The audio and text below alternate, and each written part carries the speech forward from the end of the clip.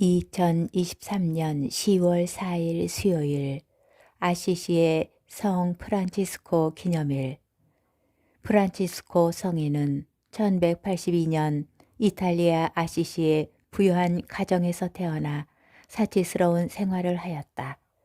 기사의 꿈을 안고 전투에 참전하였다가 포로가 된 그는 아버지가 낸 보석 꿈으로 풀려난 뒤에도 예전처럼 자유분방하게 살았다.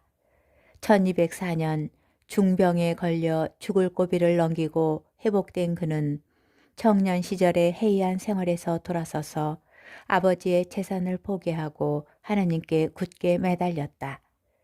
가난을 받아들이고 복음적 생활을 하면서 모든 이에게 하나님의 사랑을 선포하였다. 이러한 그에게 젊은이들이 모여들자 그들과 함께 작은 형제의 프란치스코회를 세우고 복음적 가난을 실천하였다.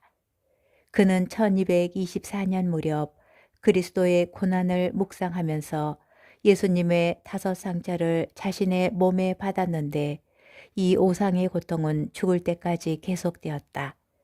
1226년에 선종한 그를 2년 뒤 그레고리오 9세 교황이 시성하고 이탈리아의 수호 성인으로 선포하였다.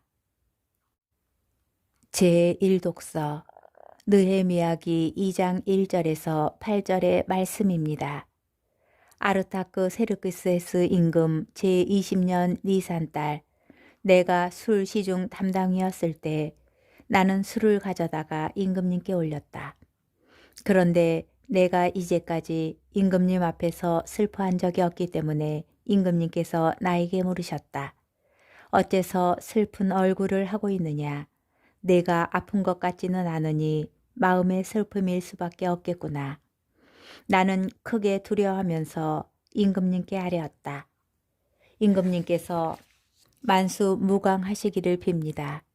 제 조상들의 묘지가 있는 도성은 폐허가 되고 성문들은 불에 타버렸는데 제가 어찌 슬픈 얼굴을 하지 않을 수 있겠습니까? 그러자 임금님께서 나에게 내가 바라는 것이 무엇이냐 하고 물으시기에 나는 하늘의 하느님께 기도를 올리고 임금님께 아뢰었다. 임금님께서 좋으시다면 그리고 이 종을 곱게 보아주신다면 저를 유다로 제 조상들의 묘지가 있는 도성으로 보내주셔서 그 도성을 다시 세우게 해주시기를 바랍니다. 그때 왕비께서도 옆에 계셨는데 임금님께서는 얼마 동안 가 있어야 하느냐, 언제면 돌아올 수 있겠느냐 하고 나에게 물으셨다. 임금님께서 이렇게 나를 보내시는 것을 좋게 여기셨으므로 나는 임금님께 기간을 말씀드렸다. 나는 또 임금님께 아뢰었다. 임금님께서 좋으시다면 유프라테스 서부 지방관들에게 가는 서신 몇 통을 저에게 내리게 하시어 제가 유다에 다다를 때까지 그들이 저를 통과시키도록 해주십시오. 또 왕실 숲지기 아삽에게도 서신을 내리시어 하느님의 집 곁 성체의 문과 도성의 벽 그리고 제가 들어가 살 집에 필요한 목재를 대게 해 주십시오. 내 하느님의 너그러운 손길이 나를 보살펴 주셨으므로 임금님께서는 제 청을 들어주셨다. 주님의 말씀입니다. 복음 루카복음 9장 57절에서 62절의 말씀입니다. 그때 예수님과 제자들이 길을 가는데 어떤 사람이 예수님께 어디로 가시든지 저는 스승님을 따르겠습니다 하고 말하였다. 그러자 예수님께서 그에게 말씀하셨다. 여우들도 굴이 있고 하늘의 새들도 보금자리가 있지만 사람의 아들은 머리를 기댈 곳조차 없다. 예수님께서는 다른 사람에게 나를 따라라 하고 이르셨다. 그러나 그는 주님 먼저 집에 가서 아버지의 장사를 지내게 허락해 주십시오 하고 말하였다. 예수님께서는 그에게 죽은 이들의 장사는 죽은 이들이 지내도록 내버려 두고 너는 가서 하느님의 나라를 알려라 하고 말씀하셨다.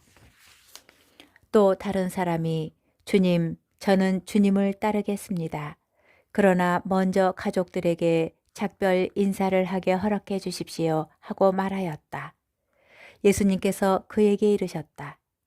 쟁기에 손을 대고 뒤를 돌아보는 자는 하느님의 나라에 합당하지 않다. 주님의 말씀입니다. 오늘의 묵상. 오늘 복음은 예루살렘으로 가는 여정의 두 번째 이야기를 전합니다. 9장 57절에 예수님과 제자들이 길을 가는데 라는 표현은 오늘 복음이 예루살렘으로 가는 길에서 일어난 사건으로서 어제 복음에 이어지는 사건임을 확인하여 줍니다. 오늘 복음에 담긴 새 이야기의 주제는 따름입니다.